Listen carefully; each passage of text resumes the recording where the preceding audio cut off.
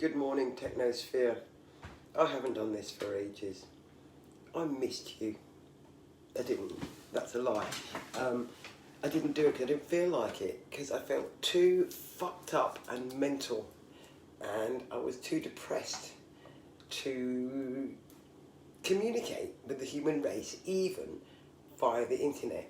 But for some reason, yesterday and today, I bounced out of bed feeling decidedly better. And this is how you know that you're mentally ill, because one day you are like full of loathing, bile and hatred for reasons that you really can't identify. And then the next day you're full of beans and it doesn't make any sense. And which is why I was very relieved when I actually got certified, because I thought I was just a pain in the arse, and I thought that my rapidly cycling moods were, well, they were just a personality trait. Anyway, it turned out that I was mentally ill. And while this was maybe didn't come as a surprise to anybody that I know,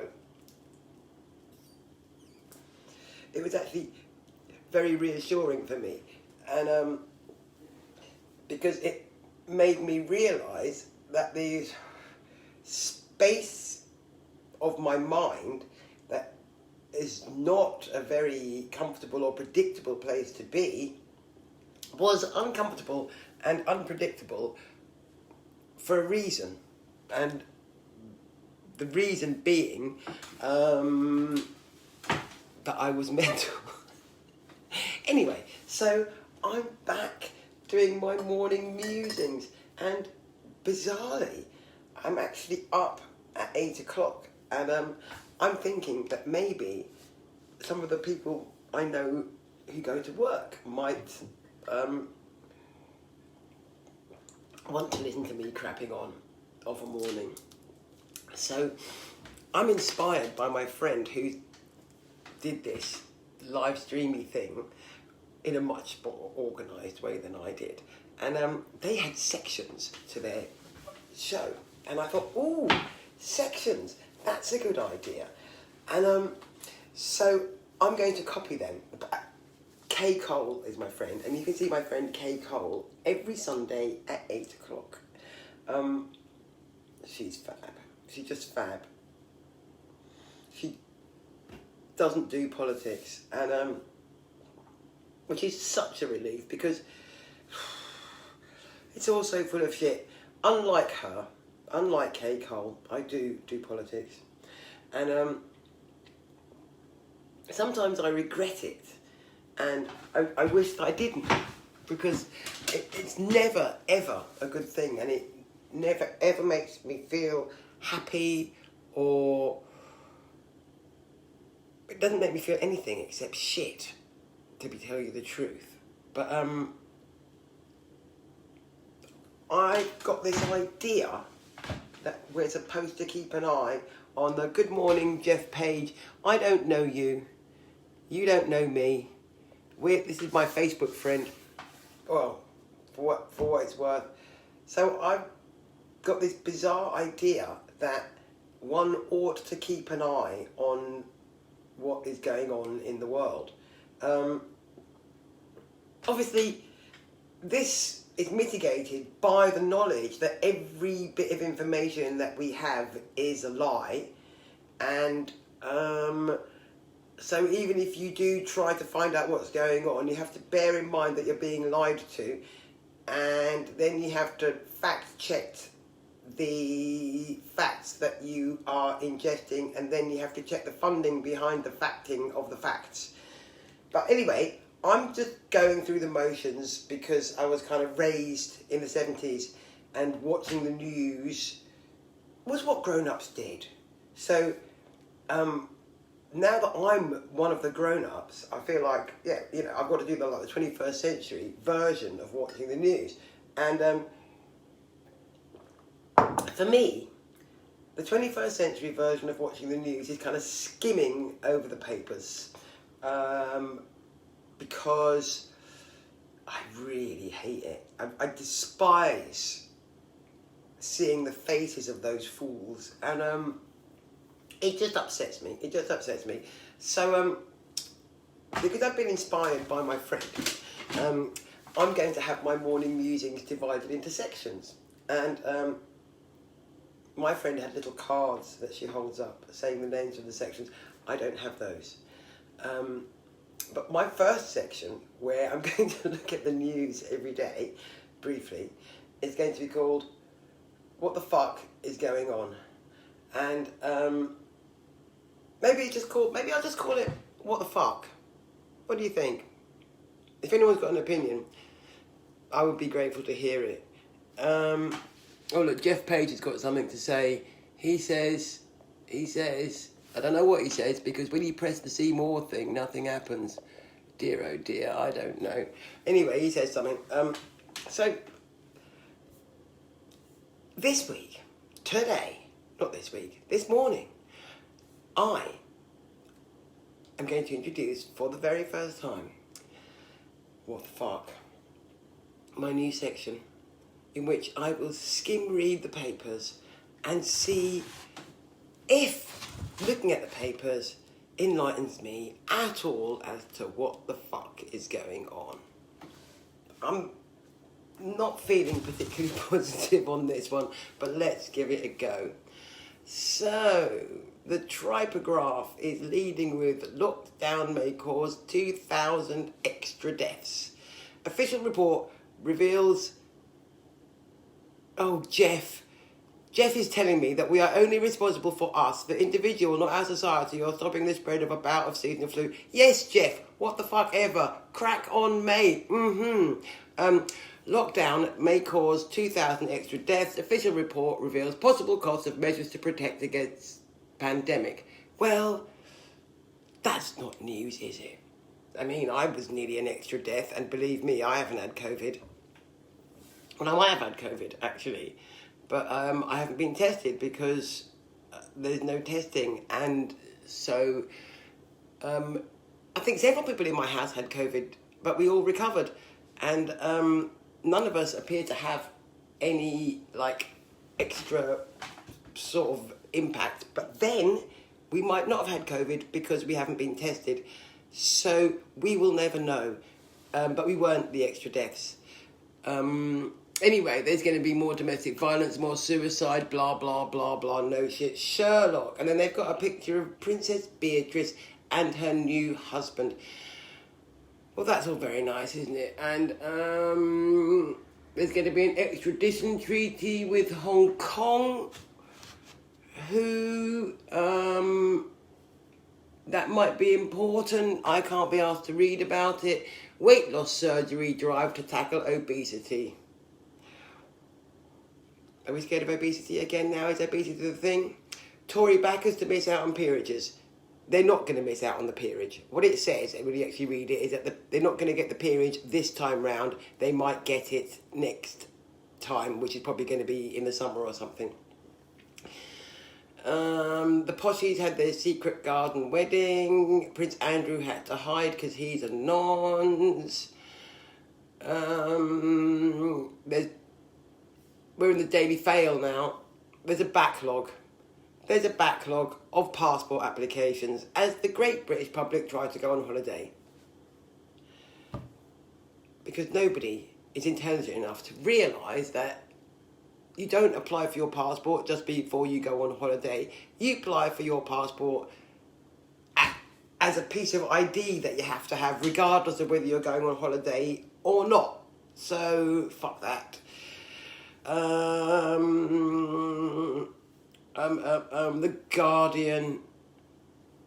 The doctors are urging the public to help prevent devastating second wave of virus. Okay, so to me this looks like, they've let the lockdown out, and now they're going, ooh, we have to worry about a second wave. And so it looks to me like they're getting us ready for a second wave, so that when the second wave happens, we go, I knew that was going to happen. That's what the government said. And whether they impose lockdown or whether we just have to put up with the Megadeth this time. I don't know. But anyway, they're just getting used to the idea. China says that the Muslims that they're killing are not being abused. Well, that's all right then, isn't it? We really believe that. I'm so relieved. That's really made my day. There's protests in Israel over a surge of COVID-19 cases. Protesting? A rise in viral infection? Okay. The Daily Mirror is advertising clothes and has got a football pullout. Here's the headline. NHS heroes forced to work for free. Poll reveals staff do an average of 11 hours extra unpaid per week, and that was before the virus. Well, that's not fucking news, is it? We know that. It's beyond me why anybody at all ever works in the health service or in education. It's shit. They treat you like shit. If you look after children or look after sick or old people, basically you get treated like shit. So, yeah, I personally would not do that. No. So why the fuck anybody else does is beyond me. I mean, in my head, you go, oh, I'd like to be a nurse. Oh, the government aren't going to pay me. Fuck that. I'll work in a bank or something. Good morning, Hanako. Anyway, there's lots of nice people out there who do carry on being nurses, even though they're not going to get paid. And it doesn't matter whether I understand why they do that or not, because personally I'm very grateful that they do, because they've saved my ass on several occasions. And it doesn't matter why they do what they do. They do it. And they deserve wages as opposed to rounds of applause. And then we've got... Oh, look, they're going to try and make the tubes more reasonable. Oh, fuck off. A flexible season ticket to help them with part-time return to office next month. Fuck off. Nobody should have to pay to go to work. Fuck off. No, you should not have to pay to get the fucking bus to work. You're supposed to be getting paid to go to work. It's not supposed to cost you. There's the Independent saying China and UK trade barbs as relations hit new low. Well, they're trying to swap stuff, aren't they, and work out rules for who's allowed to swap what, so that the next time there's a virus, they can make sure that maintaining the trade spreads it as far around the globe as is humanly possible. And then the Slimes has got a picture of somebody getting arrested in Hong Kong. I'm not quite sure why. I don't care. Millions in aid cash goes on cafes and luxury hotels. Okay. Oh dear, I don't even want to know about that. I'm going to ignore it. And I'm finishing with the Financial Times. I actually can't bear it anymore. No, I'm not going to finish with that. That's a crock of shit. Anything good? House prices bounce back to hit new high. Woohoo! Kate hides anguish. I don't know who Kate is. What the fuck? Germans want to play cricket. That's what the Daily Star says. And that is why I don't read the papers. And that brings to a close my first section of What the Fuck. I don't know if that worked or not. And I don't know if I'm going to do it again. And my general modus operandi is to just go, fuck it. And I'm not going to do that this morning. This morning, because I'm on a roll, and I've done my what the fuck section, I'm now going to do another section, but I can't think of a name for it. And so this is the section where I read the poems that Facebook is showing me from last year. And I haven't got a title for this section. Perhaps I'll call it Poetry, perhaps? Because given the fact that we don't know what the fuck to do, and it's all gone so horribly wrong, I'm just gonna read poetry because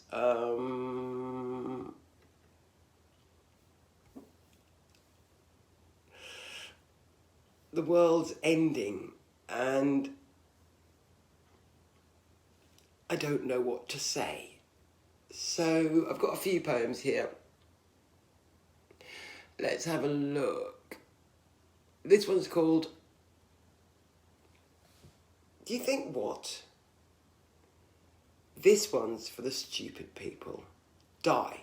Just fucking die.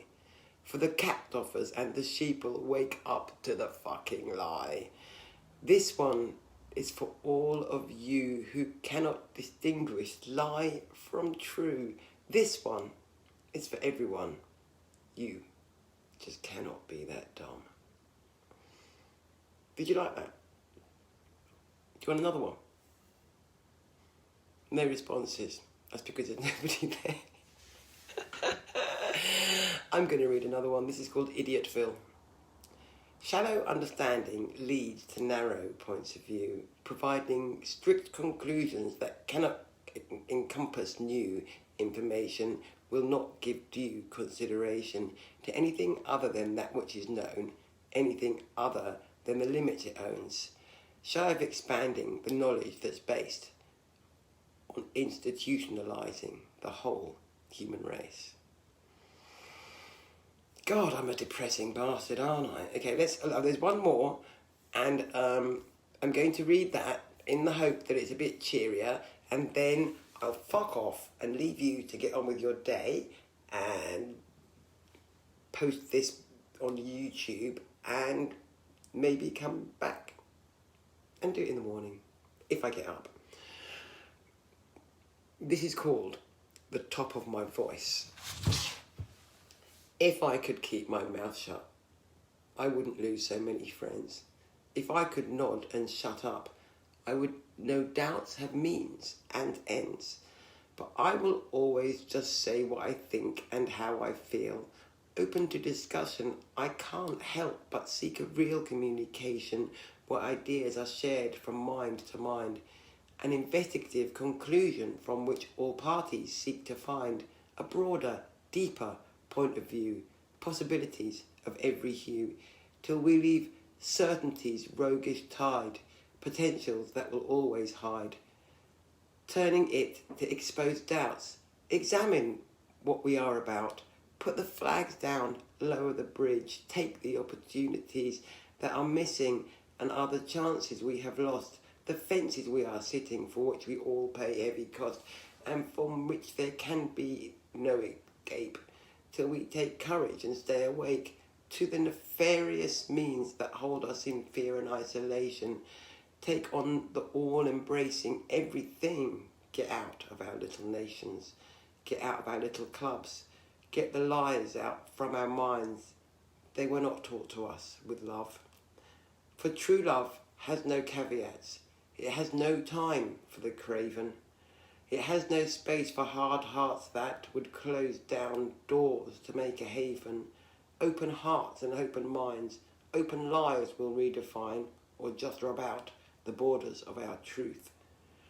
If one declines to share one's minds, one is vulnerable to ill use. By fakes and profiteers, they've run the show for years and years, taken all our power away, made us believe in what they say. Though the thesis is weak, incomplete, framing the arguments takes some belief in yourself, belief in your power, belief that each moment will lead to your hour, belief that listening in to diverse points of view informs and enriches all that's good, whole and true. There is no reason to silence the voice of dissent, no value in running from opposing perspectives. There is no point in hearing back what we just said. no growth or progress if we are selective in what we will speak of and what we will not. We may miss out on wisdom that others have got. We may cower in comfort, cosy in our cage, but we'll be lacking the vision to transform the age. And that's me, finished musing for the morning, and now I'm going to do the day. I hope you can do your day deliciously.